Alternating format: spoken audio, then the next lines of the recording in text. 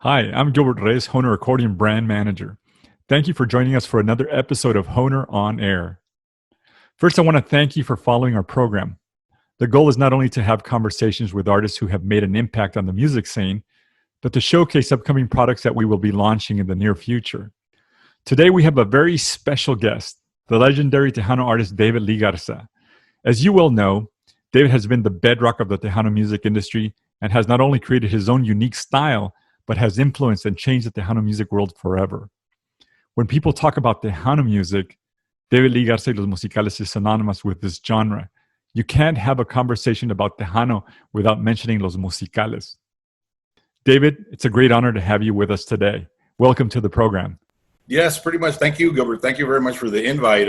I've done 1,000 and 2,000, 5,000 interviews, but first time with Gilbert Reyes and the people from Hohner. I appreciate you taking the time to do this. It's an honor, you know. I'm a big fan of David Lee Garza y los Musicales. So I'm a Texas boy, so, you know, your music has always been around us. So that's why I'm kind of excited. So, David, sure. And I'm sure a lot of people have asked you, how old were you when you first started playing the accordion or learning how to play the accordion, actually? Yeah, well, my dad taught me. You know, every kid's dream is to play the drums. Every kid wants to play drums. So I started out on drums. My dad had a conjunto. Tony Garza hizo conjunto. And then they would rehearse, practice right there in our house, in our living room. And, you know, they were older men, you know, I'll come pick up my gear tomorrow. I'll pick up my drums, my amplifier. So they would leave it there, Gilbert. And, you know, I was all of 7, 8 years old. And I would get on the drums because I would look at the drummer and I started getting on the drums, and I caught on pretty quick, you know. And my dad would play the bajo six, so I would tell him, "Come on, Dad, play the bajo, and I'll play the drums, you know. Let's see if I can do this." And I don't know if I offend any drummers, but I tell them after a while it got boring, you know, playing the drums. Then I told my dad, "You know what, Dad? I think I know how to play the drums, but I want to challenge. I like other instruments, you know." And so my dad gets up. And he walks over to a closet, Gilbert, and takes out a box and takes out a Hohner Corona too. And he actually had 2 of them. He had a black one, the ones that are real sharp right here that indent your arm here. The pre-Coronas, right? The 1954 models that are black with really sharp corners. Correct. Yeah, exactly. That's the accordions my dad had. So that's what he got it, and I said, "What's that?" And I mean, what am I going to do with this? He said, "Well, you wanted a challenge. Here's a challenge." And he said, "I'm going to teach you una polka, la polka Nuevo Laredo." I'll never forget. You know, my very first song, polka, that I actually learned on the accordion. So, te voy a enseñar esta polka. And after that, if you're going to pursue it, you know, you'll pick it up on your own. You'll listen to something, and you're on your own, in other words. But of course, he was always there to correct me. And no, aprendí Nuevo Laredo. After a while, le agarré la onda, and I said, okay. So he would go to work during the day, and I would stay home. And there was always music in my house, and on the radio, the KDA was always blasting. So I would listen to a song, or we had albums de El Conjunto Bernal, albums de Los Relámpagos, de Ramón y Cornelio, albums de Los Hermanos Ayala, del Valle, Pedro y Ramón Ayala. And Los Cachorros. So that's what got me interested more in the accordion. But they were all so different styles. You know, I would hear the accordion, and I told my dad, "Why did that accordion, El Conjunto Bernal, sounds different than these other accordions?" And my dad said, "That's a chromatic accordion. What's chromatic?" He said, "It's a 5-row button accordion." And I said, "So if I pick one up, can I play it?" And he said, "No, it's a little different from a diatonic, from the regular 3-row de la Hohner que tenía." Learned on those Hohner accordions. He had a GCF and an FBE. de fa y la de sol. So, en esa aprendí, hasta que ya más allá, entonces me agarró un acordeón más grande, you know, and a newer accordion. And but I'm proud to say that I started with my Hohner, you know, and I'm back with Hohner again, you know, after so many years. So you started you started with a 3-row, then you never started like with a 2-row. No, I would see the 2 rows, Gilbert, but no, we never. He never had a 2-row. Yeah, all he had was a 3-row, the Hohner. My dad had a group, se llamaba Tone Garza y su conjunto, and he played all around here, Poteet, the surrounding little towns around here. And he was taught, Gilbert, by his uncle. We had an uncle que estaba cieguito. He was blind. Se llamaba Adolfo Garza, Fito. El tío Fito le dijimos nosotros. He actually had an accident at a very young age. Coming from school, he fell down from a railroad track, and he cayó en el agua and glass and everything. And it's so weird that in his eyes, you know, and he was blind ever since he was a little boy. Wow. So he self-taught himself how to play la guitarra and the violin. Our uncle, he self-taught himself, you know, and the violin también. So when my dad got older, dice mi papá que, you know, my dad took interest in music, you know, y lo miraba al tío Fito que lo tocaba. So he caught on how to play the guitar.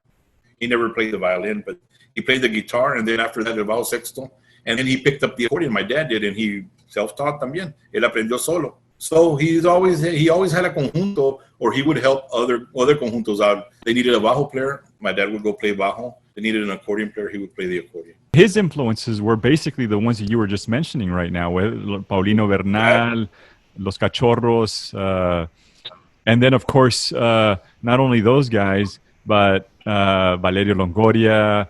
Todo lo que oíamos aquí en San Antonio era conjunto. Like I said, the KDA, it was straightforward conjunto. Of course, they would play the Relámpagos, which I guess you could call it norteño, pero to me, you know, Ramón Ayala and los Relámpagos they crossed over a long time ago. I mean, us Tejanos, we love the way they play, you know. Yeah, so to me, there wasn't no difference from los Relámpagos y el conjunto de Clemente Bermea here, or, you know, Flaco Jimenez or something. To me, it was like, that's normal, I guess, because we always heard it on KEDA. Yeah. That's really interesting. So you started with the 3-rows, or were you playing the drums first? No, the accordion. I never played the drums in a group, because, like I said, I started playing drums, but after a while I said, this is boring, you know. I need a challenge. So that's when I started learning the accordion, and like I said, you know, my dad taught me my first polka, and then from there on, I took it on myself. And then we started playing Canciones de los Relámpagos de los Cachorros. So, long story short, my dad, I'm the oldest of the family, and then my brother Adam, which is our drummer. And then my mom and dad had twins, my brother Richard and Rebecca. So when they had twins, my mom made my dad quit playing. Dijo, hey, no, time out. Dijo, aquí, you're going to help me with these. I raised those other two, but now 2 at a time, twins. You're gonna have to stop. So my dad stopped playing for 2-3 years, mientras que crecían los cuates, the twins, a boy and a girl. Mm-hmm. And then after that, pues yo y él, pues tocábamos siempre, and we would go and join other friends of ours que tenían conjuntos aquí alrededor. And my dad would ask him, hey, will you let me and my son play, a polka or a song or something, in between your set or during your set? And those guys that were older men, well, they were my dad's age. I'm talking older. I'm saying 30, early 30s. And I was all of 11, 12 years old. And ¿A cuál muchacho? Dijo, el orejón ese que está, big ears. El orejón ese que está, él toca el acordeón. Dijo, yeah, está aprendiendo. Dijo, okay. So we would get up there and play, and they play with Relámpago songs, and me and my dad, we sang all those songs, at home. So we knew them, dijeron, pues, tu amor y mi amor, and okay. ¿La sabes? Dijo, sí, yeah. Right. So I would play it, and Por el amor a mi madre. ¿Sabes por qué? Sí. So after a few gigs like that, Gilbert, we got asked to join their band, their conjunto. Y se llamaba Margarito Hernández y su conjunto. So me and my dad, we joined them, and Margarito played the bajo sexto. He said, Tone, you play the bajo. And the accordion player se llamaba Pablo Rodriguez, also a friend of my dad's from here, from Hamilton, from another town. And he said, pues tú toca el acordeón. Dijo, nosotros nomás vamos a cantar. So from a 4 or 5 piece band, we were about 6 or 7 guys already in a conjunto, pero me and my dad, we were just playing accordion and bajo sexto with him. And then after a while, that fizzled out. So that's when my dad, I told my dad, well, let's make a band ourselves. And he said, you think we can? I said, yeah. All we need is a drummer, because the bass player, he'll come with us, It was a friend of my dad's, So he said, okay, well, let's try it. And we looked for a drummer for a little bit, and we found one, and he helped us out un ratito. And then my brother Adam came in the picture. He would sit on the vinyl chairs, the kitchen chairs, y con los tenedores, like I did before him. He would play the drums. Ahí está. Los acompañaba, and he tore up all the chairs con los tenedores, ¿verdad? They were just vinyl chairs. So I told my dad, I think Adam will learn how to play the drums. I mean, I can teach him. I can the basics, You think so? ¿Crees que aprende? Yeah, I'm pretty sure. So one Saturday, I'll never forget, we went to San Antonio, and we're only 30 minutes away from San Antonio. We went, and we dropped off my mom at a clothing store. And we told her, we'll be right back. We'll be back. Where are y'all going? We're just going to go see some instruments right here. The first thing she said, vale más que no van a comprar nada. So next thing you know, we're coming back to pick her up. And she looks in the back, and there's a drum set, a Majestic drum set, a real cheap beginner drum set. And that's when my brother started playing drums. And so ya se hizo el conjunto de David Lee Garza y su conjunto. My dad said, we're going to name it after you because you're young. Well, yeah, I was all of 12, 13 years old by then. Wow, 12, 13 when you started your group. Exactly. Yeah, and that was back in 1968. Wow. So I've been doing this quite a while.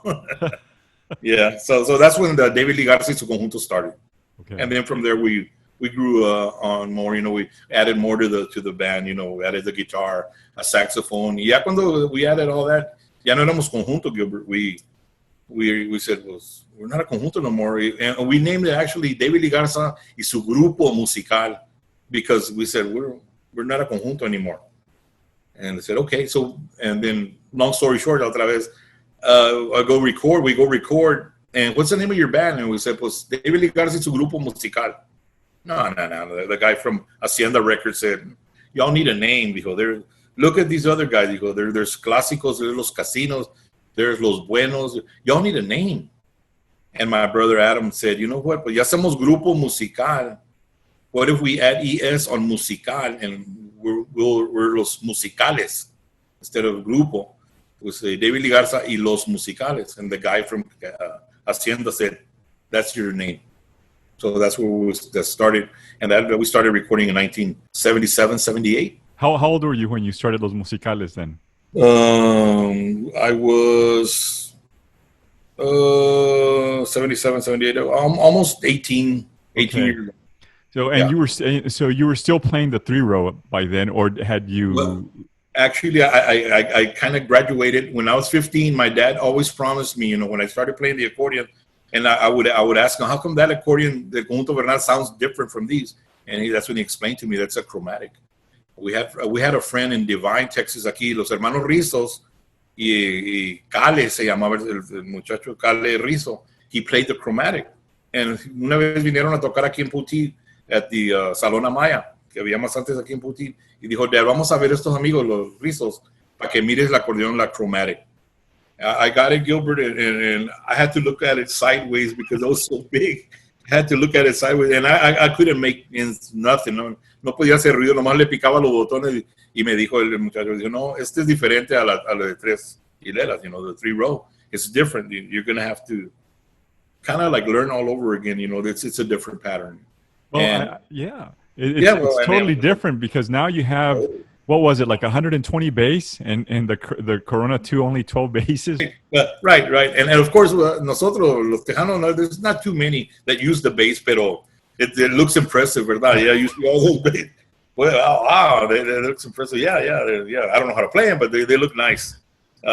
So that's when my dad, when I turned 15 years old, my mom said, we're gonna have a little party for you after school. It was like on a Wednesday or a Thursday, February the 15th. And my mom said, we're gonna have a little party. Invite your friends, from school, after school. Vamos a tener cake, nomás, una comidita. I said, oh, okay, Mom. And I never thought of Gilbert of the accordion, of the chromatic. I never thought about it. We would go see it at the music store in San Antonio. Se llamaba Acuña Music, and it was a furniture store, and they had this one chromatic. And I would go and I'd grab it and I'd go, wink, wink, wink, wink, wink, wink. Nada.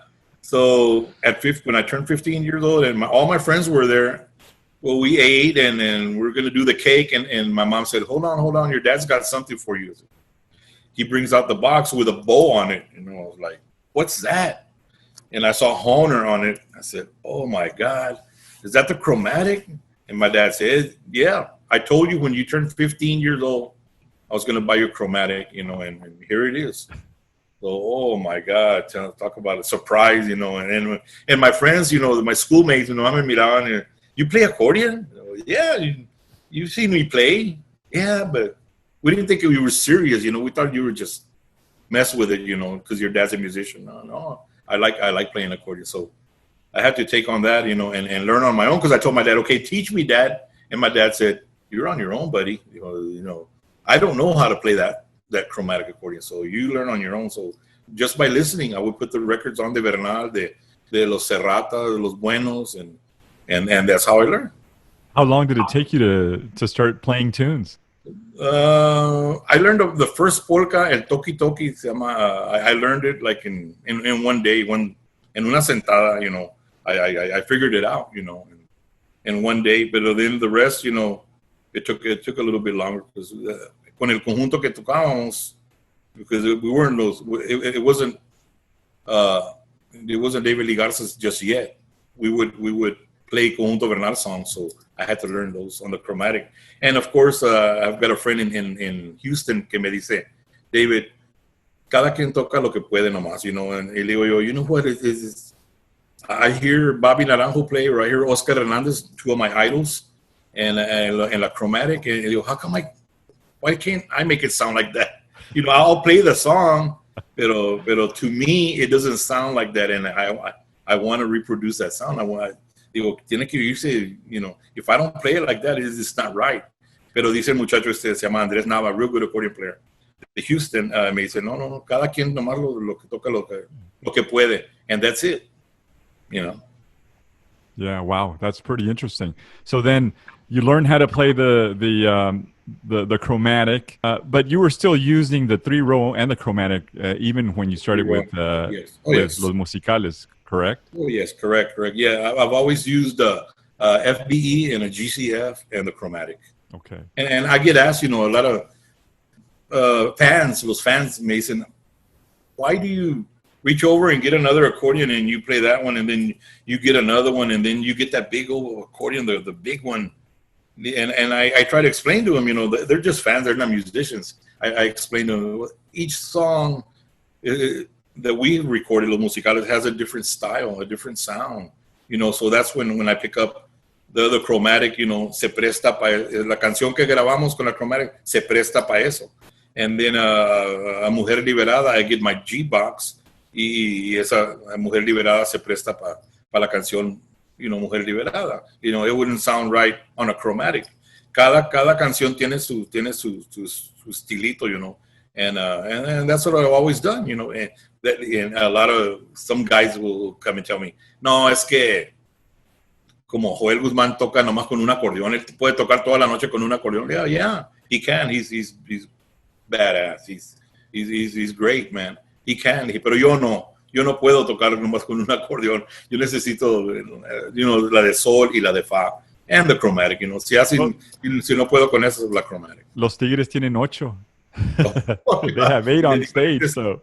Yeah, hay diferentes tonos, ¿verdad? Yeah, yeah. I mean, Different typically, you know, the GCF, FB, EAD, you know, EAD. Yeah, I ADG never got. también. They use the ADG a lot. Oh, really? I never got into those other ones. You know, yo siempre nomás la de sol y la de fa. You know, and mi amigo, saludo para Juan Villarreal de los Cachorros, me regaló la italiana, Oh yeah, italiano. el The italiano. Italiano, me regaló beautiful accordion, but it was an AED, I think. And I didn't realize that, and I took it to a gig, y volteé para atrás, la agarré, y dije, okay, vamos a tocar hasta cuándo, because I thought it was an FBE. Y volteé para atrás y dije a los muchachos, ¿hasta cuándo? I said, okay. And I started playing, and whoa, Yeah, you know. yeah, it was an EAD, right? Because he uses a lot Yeah, I of really EAD. saw EAD. Yeah. Yeah, so I said, okay, never mind. Let me put this back. Let me get my accordion.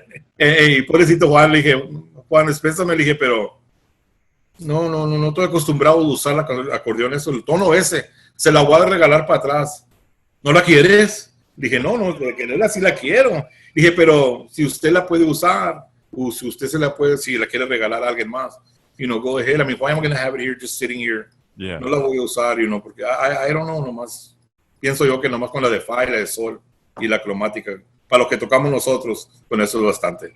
Sí, no, y pues ya ves, Juan Villarreal usa 4 hileras, you know, he uses 4 rows. Right. And then he modifies some of the buttons in the top and then the bottom.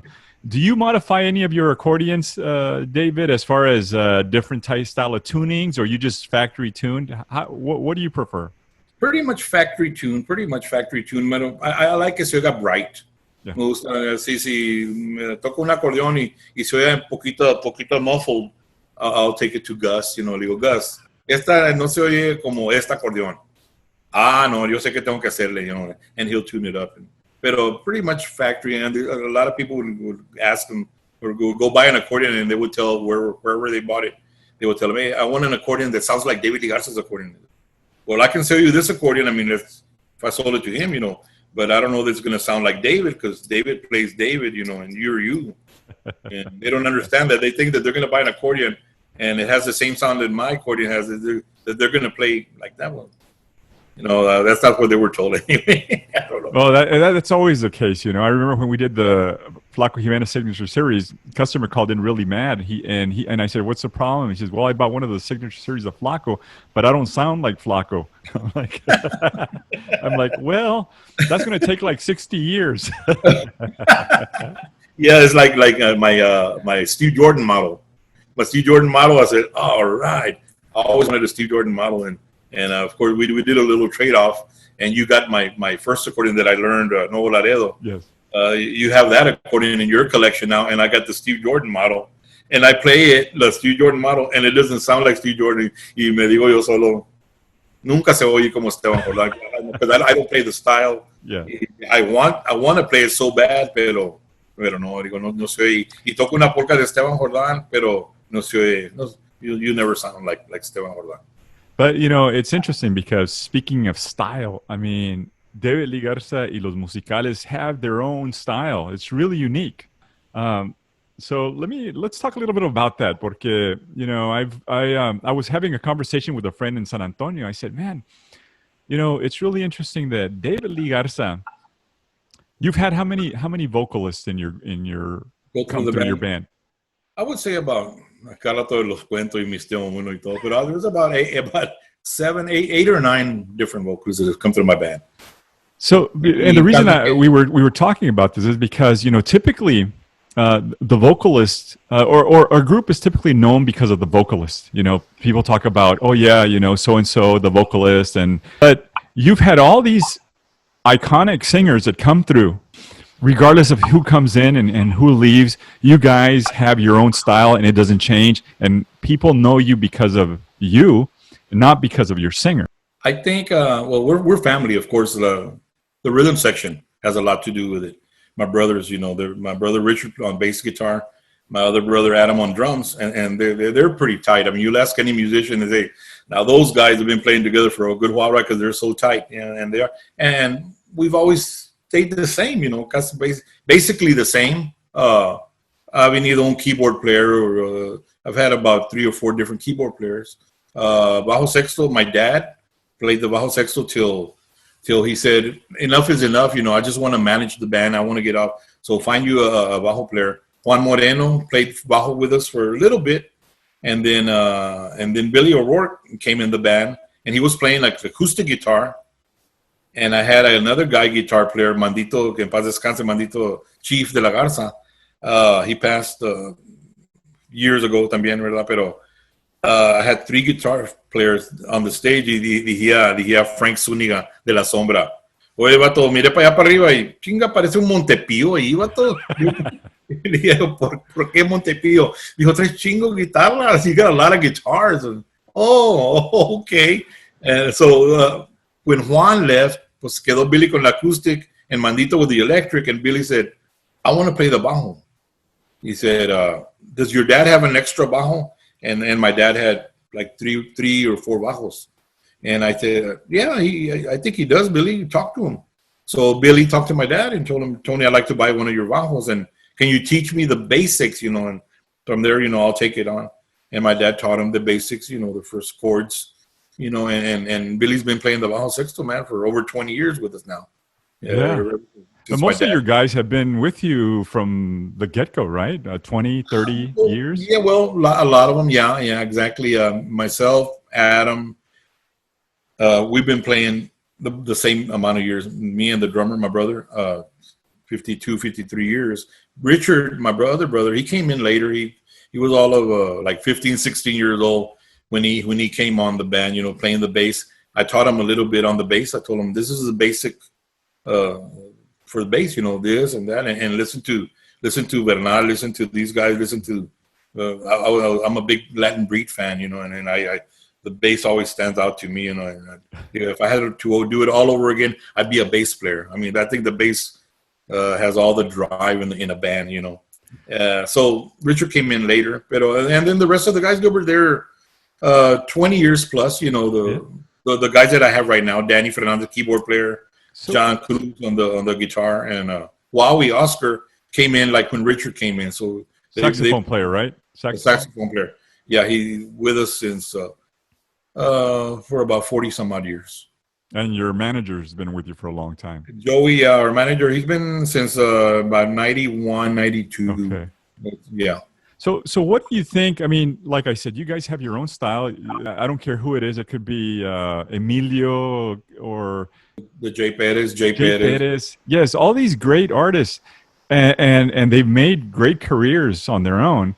But it never took away from David Ligarza y los Musicales when they left. You guys remained a solid band. And do you think it's because of the style that you guys have? Because you basically have a mixture of country, orquesta, conjunto. It's sort of like, I guess somebody told me it's called Texana. It's sort of like Americana, but this is Texana. It's influences of the culture of Texas music. Yeah, pretty much. I've always said that, that we took from here, from there, from listening to Bernal, from Los Cachorros, from Los Relámpagos, Los Serratas, and we took a little bit from everybody, and because that's when you start learning how to play. Of course, you're going to copy somebody, and you're going to play their style there, and then you develop your own style, I guess, Pero I hear my music, and yeah, it sounds different from. We don't sound like Conjunto Bernal. We don't sound like Cachorros. So just us being together there. What was pretty hard, Gilbert, when a vocalist left the band. The people at first, Ram was our first vocalist, and Ram was with us like 3 years. And when he left, some people were like, that's it, it's over. Well, Emilio came along, and Emilio sounded so much like Ram. When I heard him, long story short, he auditioned for us, and the first song he sang, he sounded so much like Ram. I told my brother and my dad, let's run with this guy, This guy he comes from the same school as Ram Herrera. They went to school together. They sang in choir together. So I said, let's run with this guy, Emilio. So Emilio was with us for 5 years, I believe, 4 or 5 years. Wow. And what's interesting is the fans, you change from one to another, and it takes you a little bit to win them over again. The band is the same, the sound is the same, but then we had to adjust to the different vocalists. Entra un Jay Perez, and he's more like orquesta, you know. And when we recorded with Jay Perez, you know, and it was just we lucked out that we got some good songs, you know. And then everybody pitched in on the arrangements and everything. And pues Jay Perez, la vocesota de Jay, you know, from that coming from Latin breed, you know, we had to step it up a little bit, you know. And you hear Con el Tiempo or 1392, and they sound different from all the rest of them, you know, because we had to, like I said, we had to step it up a little bit. Yeah, and it's funny because I never really thought about that. Yeah, I guess it would be challenging. Anytime you have a new singer, you have to adapt to a little bit to their style. And of course, I mean, without trying to compromise too much of your style, but you make it work. And that's what you guys did. You made it work. Exactly. Yeah, it was a lot of work and a lot of dedication. You know, the guys are my musicians, and going through what we're going through right now, this pandemic, man, it's crazy. Le digo yo a la raza, the band members, you know, we stay in touch. We have a group text. Apenas me habló el keyboard player. Oye, David, ¿te acuerdas cómo tocar el acordeón? Le digo yo, pues yo creo que sí. Paso por ahí, las miro y me miran a mí y me paso y me siento a ver TV, you know, right now. Y digo, estamos medio asustados, you know, pero nada, I pick up the accordion and I've been doing it so long. Very blessed that I can pick it up, and I'll be a little rusty, of course. Anybody will. Pero I love the instrument so much that I don't think I've forgot how to play. No, that's good. I mean, at least you have that. You have your instruments too while you're stuck at home, right? Exactly. Yes, I'd like to talk a little bit about Tejano. Clearly, everybody talks about, you know, how the 90s was, you know, the height of the Tejano music, and then it started kind of wavering a little. Where do you see it now, and where do you think it's going, David? Oh, I don't know. It's a good question. I've always been Tejano, you know, and now I learned a long time ago that when we started touring and then doing radio promotions, we'd go to California, Arizona, New Mexico, y los promotores que nos llevaban de las record companies nos dijían, bueno, cuando hagas la entrevista, me dijían, no digas que eres puro Tejano, ¿verdad? Eres tex-mex.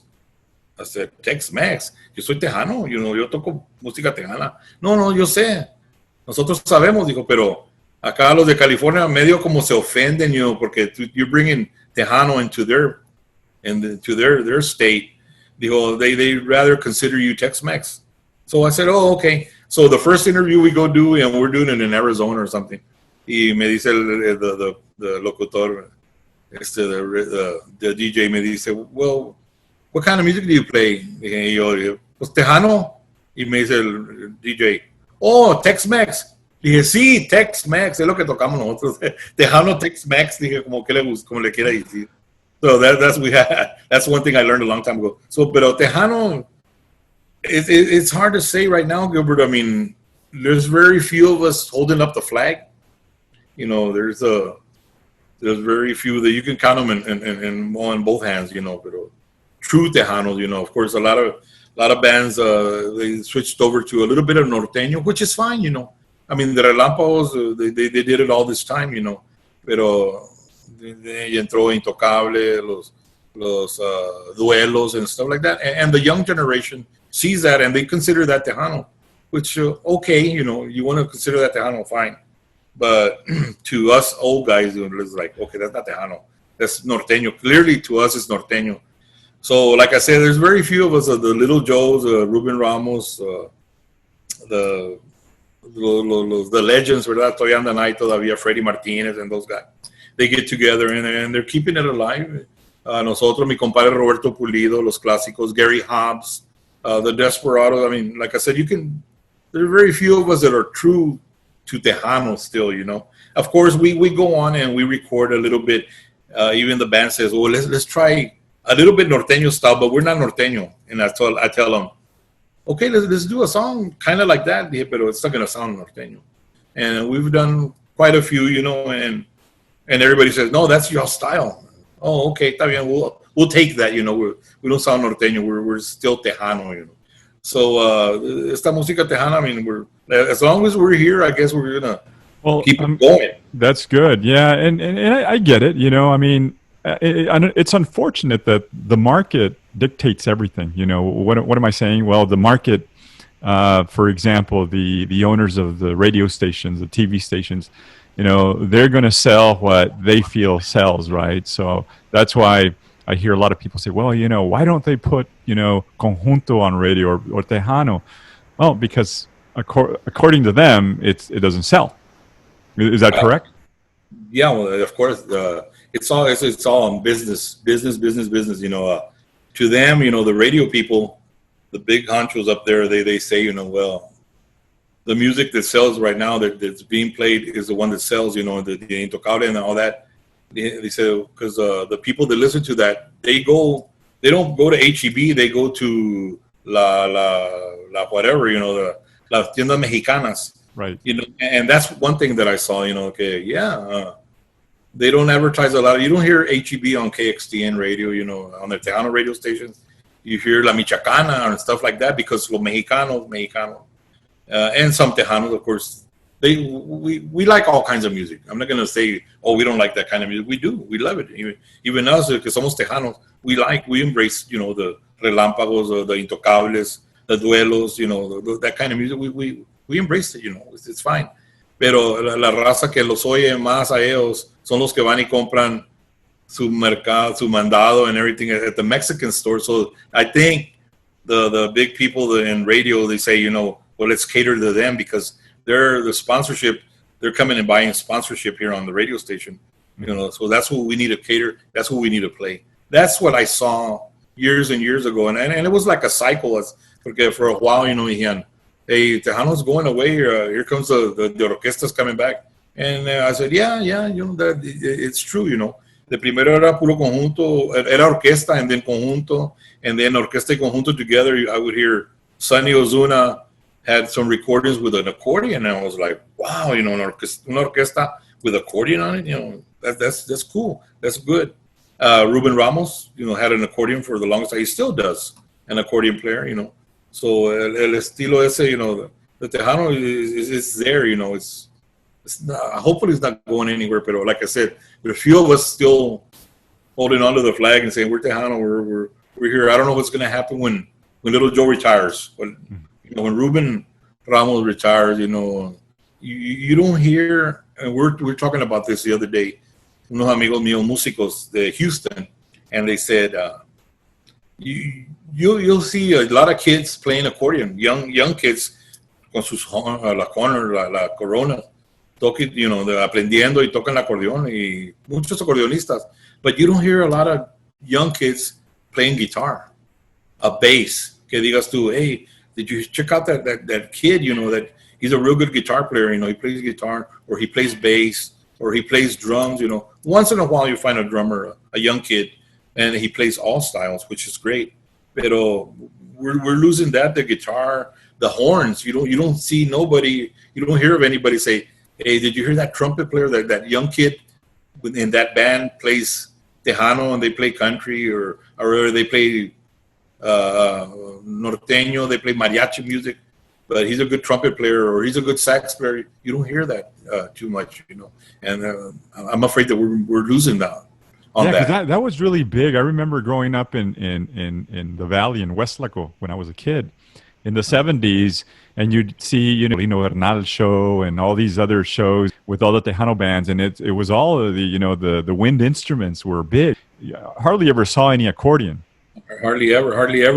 I would get up Saturday or Sunday mornings to watch those shows también. De Bernal, Fanfaria Falcón, you remember Fanfaria Falcón? Yes, I remember. Okay, that, and the Paulino Bernal had a show también. Yeah.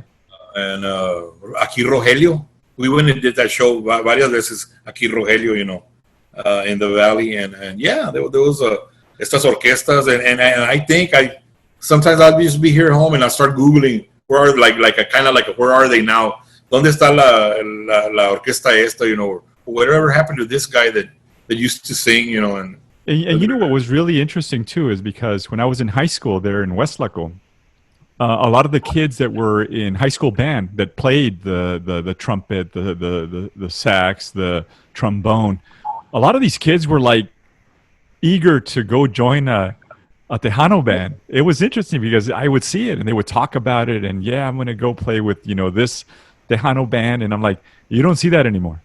No, you don't see that anymore. Like I said, a guitar player. You don't see a guitar player saying, "Hey, oh, this guitar player with this band, but he's going to go play with this other band." Or a bass player, a young guys.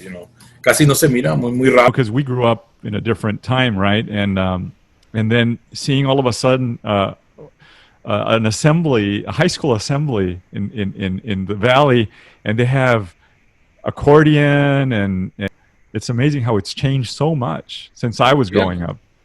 Oh yeah, definitely. Yeah.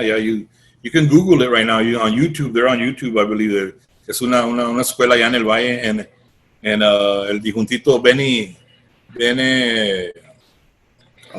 Layton. Benny Layton. Yeah, Benny Layton. Benny Layton. He was a school teacher in Paz Descanse. In La Jolla, ¿verdad? In La Jolla, yeah, I believe so. And he had a program of young kids, and it made you feel good because there's a lot of kids playing the bajo sexto, playing the bass, playing drums. Even girls playing drums to Tejano, to conjunto music. Yes. And girls playing accordion también to conjunto music. That was real nice. Yeah. Wow. Well, I mean, I know there's like 5 high schools right now in the valley that are teaching accordion conjunto music, and like you said, they do the whole ensemble thing. Yeah, they want to keep that going in the valley, especially in the valley, ¿verdad? Porque para mí allá empezó mucho los conjuntos que venían del valle. Oh my God, venían a tocar acá en San Antonio, and we would go see them because they played so different from the San Antonio conjuntos. These guys were more progressive de los del valle. Los hermanos Ayala, one of my idols. Don Pedro Ayala, his playing Narciso Martinez. Those guys, all those guys. They played so. They were kind of advanced, para los que tocamos aquí en San Antonio, los de San Antonio. Pero eventually, empezamos a oír más de allá del valle, and we started getting ideas from them. I was having a conversation with Juan Villarreal, and he tells me, he says, back in the day, I used to hang out with Paulino Bernal, with Tony de la Rosa, Valerio Longoria, all these guys from Texas, and we would all jam together. And it wasn't like, well, I have, I'm norteño or you're Tejano or conjunto. No, it was just, we all play the same music and we jammed, There was no labels. There was no labels whatsoever. No, and Juan Villarreal told me a little story about, dijo, oye, David, dijo, ¿y qué se hizo de Salvador García y Lalo Torres? Dije, Salvador passed away. Le dije, pero Lalo ahí anda todavía. Oye, dijo, cuando yo estaba joven, que yo los escuchaba allá en Reynosa, dijo, en la Racola, en the jukebox, dijo, yo gasté dinero, dijo, le echaba la misma canción cada rato de los Pavos Reales. Dijo, y me sentaba ahí, los oía, y ¿cómo le hacen eso para tocar el acordeón? Dijo, ya como al año o 2 años me di cuenta, dijo, que eran 2 acordeones. Dijo, por razón, dijo, no podía yo figurar cómo le hacen esa pasada, que soy muy diferente, pero digo, ellos son uno de los ídolos míos también, dijo, el Pavo Reales, los Pavos Reales. Los Pavos Reales y sus acordeones de oro, right? They had 2 golden accordions, Santa Marsalas, I believe. Marsalas, yeah, exactly. Yeah. My dad was a big fan of los Pavos Reales. Yeah, man. I love them too, man. I'll sit here and I'll put YouTube, y I pongo Lalo Torres, and man, he plays so sweet, man. Real beautiful. Como toca el señor. This incredible music in Texas. I mean, we talked a little bit about him, Steve Jordan. He was an incredible performer, incredible musician, jazz licks on the accordion. I mean, unbelievable stuff that he was doing. Yeah, I think he was more of a musician's musician, right? Right. I mean, lo que grababa él, los músicos, say like a conjunto Bernal, go back to conjunto Bernal, the best ever conjunto to me, they were so advanced, and lo que ellos tocaban, todos los músicos would appreciate that. The regular fans, les gustaba la música, ay, vamos a bailar, va a tocar Bernal allá, conjunto Bernal, vamos, and you would see people dancing, but they wouldn't pay attention, not like a musician who were over here just with our jaw open, you're like, wow. Yeah, how did he do that? How did they do that? Yeah, and then you have Flaco Jimenez, and it's funny because he was telling me the same thing you told me. that he said I had to say I couldn't say conjunto, I had to say Tex-Mex, Tex-Mex. especially Yeah. in the country scene in Nashville and stuff like that, because he was doing a lot of recording with a lot of Nashville cats, Right. and so he said, yeah, they didn't understand conjunto, so I had to say Tex-Mex. Yeah, they understand Tex-Mex. Anybody, what kind of music do you play? I say, Tejano, well, Tex-Mex. Oh, yeah. Flaco Jimenez. I said, yeah, ándale, like Flaco Jimenez. They're like, Flaco broke, like you say, he went everywhere. He went to Germany. He went to Japan, China. With su Accordion, he's the Tex-Mex, Very fortunate, very blessed that he could do that. Nosotros no pudimos hacer eso, Pero Flaco Jimenez, he's an icon, man. He's there, and he represents us, every time he goes anywhere. Tex-Mex, los representa a nosotros, a todos nosotros. Yeah, no, I agree. No, Texas music is very interesting. I mean, you got so many dimensions in the music of Texas, and I keep thinking, well, how is it going to survive? How is the next generation going to pick it up and say, we're going to embrace this and we're going to take it on? We were just talking about all that, and that's my hope. I don't know how, but hopefully it'll happen. Yeah, ojalá que sí, ¿verdad? I mean, when we started, like, and we made our band, my dream, Gilbert, was to, well, of course, play with my dad all the time. But my dream was to put my dad on an album cover, because we would always go and buy albums. And you would see a picture of, Paulino, of Los Alegres de Tejano, or Los Relámpagos. And I said, one day I want to record an album and put my dad on that cover, que salga en el album cover. And I was very blessed to put him on 8, 10, 12 before he retired. Wow. He recorded with us a long time. Because I know you have his Macias Bajo Sexto. I do. I have a Macias. It was a 1957, 58, I believe, that when my dad bought that one brand new. And then he bought another one, que el señor Macias, Martín Macias, my dad would always go over there, and get cuerdas from the strings. And then one day he saw the tabla, the tapas, for abajo. And my dad asked him, ¿y esa? Oh, esa es madera, I don't know si era madera de rosa. Dijo, pero son de Eloy Bernal. Dijo, pero dijo que las consiguiera, dijo, ya tienen 3 años, ay. Dijo, y my dad told him, pues si no la va a hacer un bajo a Eloy, yo quiero uno. Dijo, no, ahí puedo sacar 2, 3 bajos. Y my dad told him, pues yo quiero uno. And so he had one made, it's a madera de rosa, that dark wood, that dark. Yeah, he made him uno con resaque, because the original one is a full body bajo. And then my dad wanted one with a cutaway and madera rosa. So he did that, and put his initials on the frets over here, TAG, Tony A. Garza. And my dad used that bajo for the longest time. Wow, that's really cool. Did he get it from Acuña or from Macias? No, direct from Macias. I'm just messing with you, because Alberto used to tell me about, Acuña. He says, yeah, my dad used to be really mad at Acuña porque the furniture store. Because he would sell his bajo sextos, and then he would put the sticker, the Acuña, right smack on Macias's label. And he didn't like that at all. So he says, he's not gonna sell my bajos anymore. Oh, Señor Martín Macias, let me tell you a quick story. We'd go. I was real young también. I would go with my dad, and my dad would take the bajo y le ponía cuerdas. El señor Macias se las ponía a mi dad ahí. He would make them, and my dad would help him make them with that bicycle thing. Yeah. It was, he was dale vuelta y dale, marle eso y vale. And my dad would do that, and he would make the actual string, señor Macias. And my mom went with us one day, and my mom told el señor Macias. Él le saludó primero a mi mamá. ¿Cómo está? No, bien, digo, aquí venimos con esa mugre. Oh, man, el señor Matías got mad, oiga, señora, dispénseme, dijo, pero esta no es una mugre.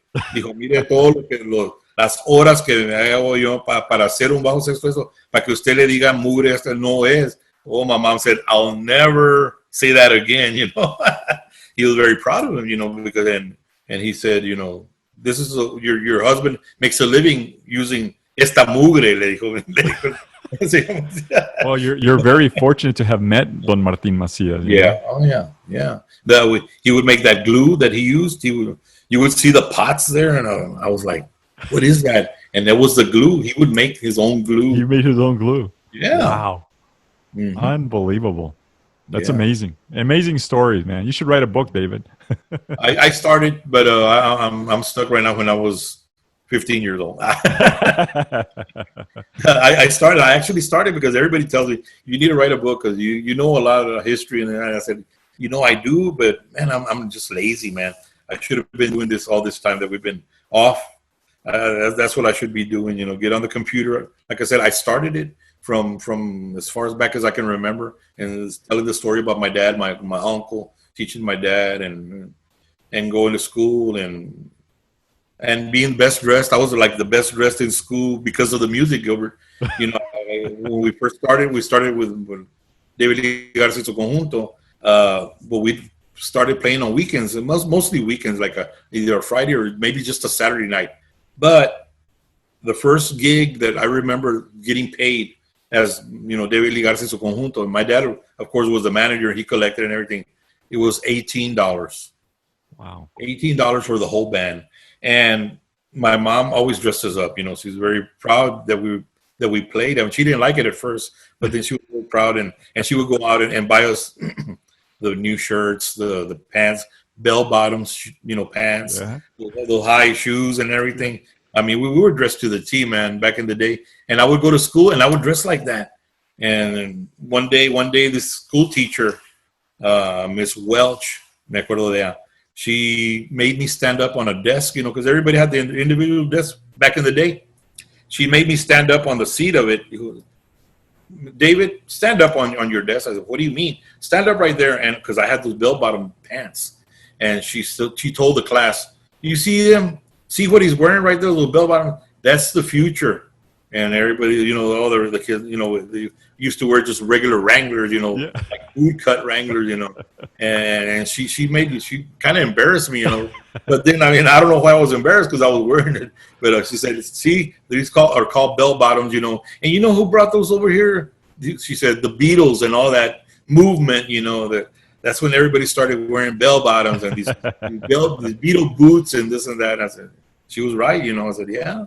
So after that, all my friends started buying. They would make their parents go and buy them stuff like that. But I was very blessed because I played in the band and we made money and we had extra money to buy, or clothing, right. And have the latest, very blessed.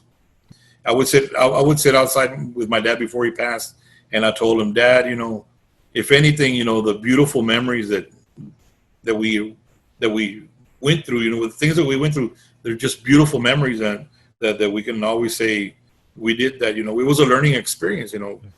Like I said, when we first started the band, and then we recorded, and I put my dad on an album cover. Never in my wildest dream, and it was something that I wanted to do, but I never thought that I'd make a living out of this. Playing the accordion, and make a living out of it. I said, wow, we're always going to be weekend warriors. Well, no, the 80s and 90s came, and we were busy. I mean, let me tell you, we played 5 nights a week, 6 nights a week. We'd be off one night, and then I started bowling on Monday nights to relax. I said, we had a Saturday off. We went bowling, and we got crazy. And the owners of the bowling alley, of course, he came to me, and they told him, that's David Garza. And the first thing, you want to buy the bowling alley? I said, how much you want for it? I was how much you want for it? And at the time, they want $250,000. I said, where am I going to get $250,000? I don't have that kind of money. And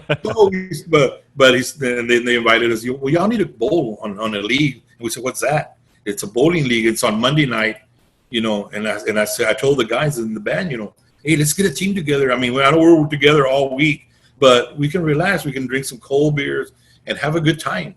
And I did that, Gilbert, for almost 28 years, I think. I bowled till they closed down our bowling alley. They closed it down. Now it's reopened again, but we haven't started bowling again.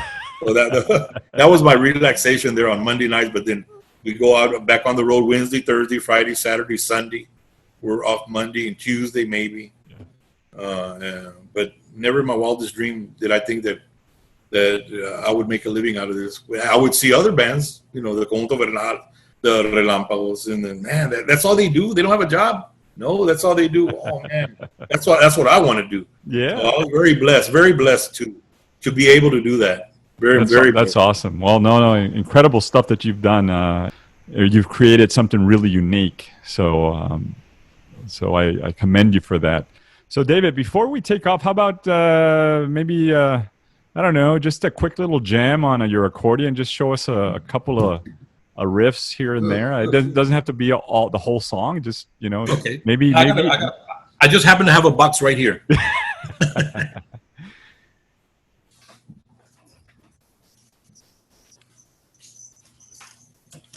I don't know, maybe one of the first songs you learned, or it doesn't really matter, I guess. What do you have there? You have a...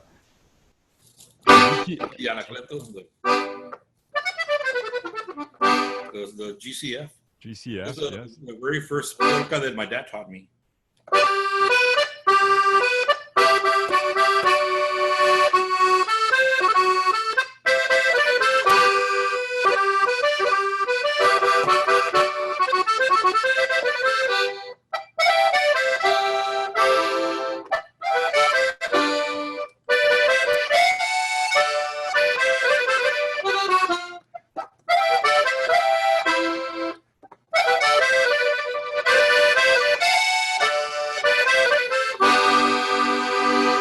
It was the very first one, and then after that he said, "Well, necesitas aprender otra." So, ¿cuál, Dad? Y, pues, you pick it, and you show me tomorrow. So, okay. So I would tell him, "Dad, aprendí esta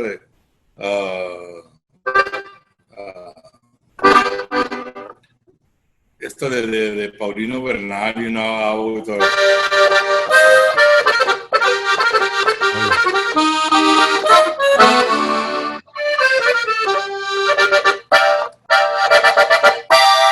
Está bueno, mijo. Dijo, está bueno, pero cuando aprendas la otra, el bodeguero,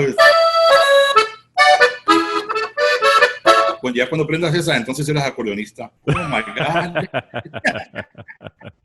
Oh, y man, después ya cuando aprendas la polquita, ya cuando aprendas la polquita y dale.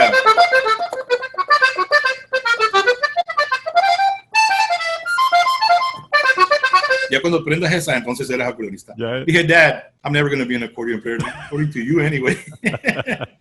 Yeah. Yeah, well, those were very challenging songs de Paulino, I'm sure. Exactly. Yeah. Then and sometimes I get stuck, in a part. Dad, I can't figure that out. And now back in the day we had a record player. Y ahí la ponía over and over. Ya rayaba los discos, ¿verdad? Ya se rayaban. Pero le dije, Dad, ¿cómo le hace ahí? And my dad would give you, bueno, le hacen así, Oh, okay, Pero my dad was a good accordion player, and I would make him get the accordion once in a while. Órale, tócame una polka, no, ya se me olvidó. No, come on, play. And then he played the bajo sexto till he had a stroke, and he was only 62, 63 years old. Young. When he had a stroke, And that ended kind of his career, because he lost the feeling on his left hand, So ya no podía tocar el bajo sexto. And he would before that, he would just manage the band, and he would go with us. And we'd come home from playing on a Sunday morning, and he'd go inside the house, change, and he'd get in his dump truck. He was a heavy machine operator, and he would make septic tanks with his backhoe. He loved to do that, And during the week, that's what he did. Wow. He did that, and then we're going to go play Wednesday or Thursday. Iba con nosotros, ahí va. And then nomás venía para atrás. He had his jobs lined up already. Funny story, he had a dump truck, and he bought the dump truck, and he bought a sign and put it on the side of his door. He had Tony A. Garza and Sons.